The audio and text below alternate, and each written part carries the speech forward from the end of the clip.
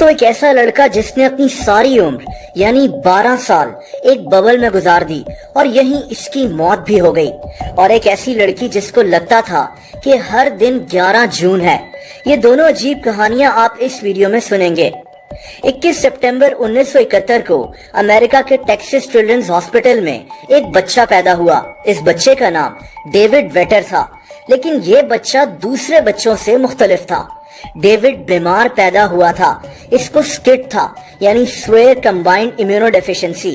دوستو، یہ بیماری انسان کا امیون سسٹم بہت کمزور بنا دیتی ہے۔ تھوڑے سے جراثیم یا انفیکشن انسان کی موت کا سبب بن سکتے ہیں، اسی لیے اس کی پیدائش کے فوراً بعد ڈیوڈ کو لوگوں سے علیحدہ کر دیا گیا۔ ڈیوڈ کے لیے ایک خاص پلاسٹک کی بنی ہوئی ببل تیار کی گئی۔ یہ ایک چیمبر سا تھا جہاں اس بچے کو رکھ دیا گیا۔ اس چیمبر میں ہوا کو بھی فلٹر کر کے پہنچایا جاتا تھا۔ کھانا، پانی، کپڑے، کھلونے، ان سب چیزوں کو اچھی طرح جراثیم سے پاک کر کے اس کے چیمبر میں لے جایا جاتا۔ ڈیوڈ نے جو بھی چیز چھونی ہوتی تھی اس چیز کو 4 گھنٹے تک ایتھیلین آکسائڈ نامی گیس میں رکھ کر پھر وہ چیز ڈیوڈ کو دی جاتی تھی۔ اس چیمبر میں ہاتھ ڈالنے سے پہلے پلاسٹک کے گلوز پہننے ہوتے تھے جو اسی چیمبر میں رکھے ہوتے تھے تاکہ ڈیوڈ تک کم سے کم جراثیم پہنچ سکیں۔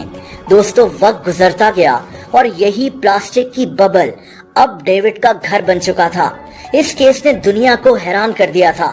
ڈیوڈ جیسے جیسے بڑا ہوتا گیا ویسے ویسے اس چیمبر میں اور چیزیں بھی آتی گئیں۔ اندر ایک چھوٹا سا ٹی وی بھی رکھ دیا گیا اور چیمبر کے اندر ہی کچھ کھلونے بھی رکھے گئے۔ ڈیوڈ کے لیے اندر کتابیں بھی رکھ دی گئیں۔ ڈیوڈ جب 3 سال کا ہوا تو اس کے گھر میں بھی ایک ایسا ہی چیمبر بنا دیا گیا، اور یہ لڑکا زیادہ تر اپنے گھر میں ہی اسی چیمبر میں بند ہو کر گزارتا تھا۔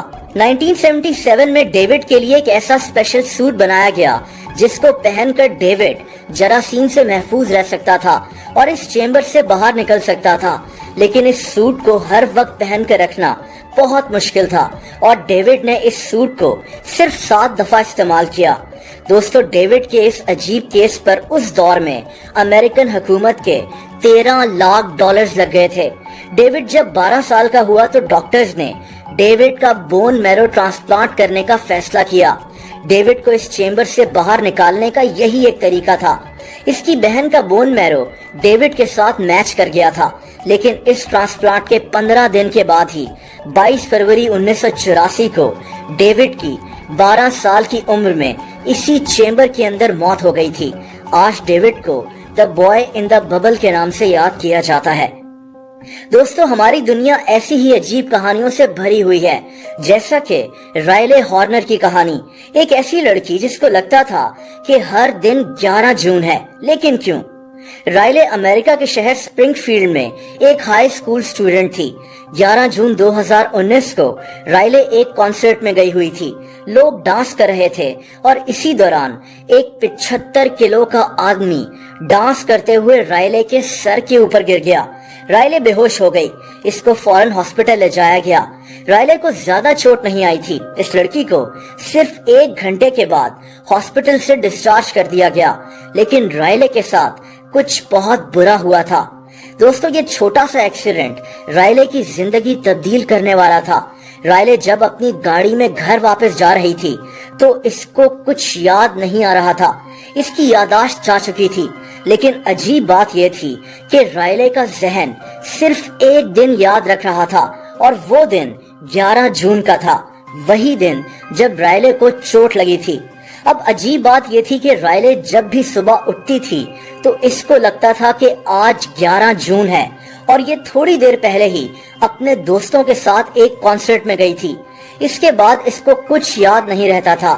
اگلے کئی مہینوں تک رائلے کے پیرنٹس اس کو امریکہ کے کئی ڈاکٹرز کے پاس لے کر گئے، لیکن کسی کے پاس رائلے کی کنڈیشن کا کوئی حل نہیں تھا۔ رائلے جانتی تھی کہ اس کے ساتھ کیا مسئلہ ہے۔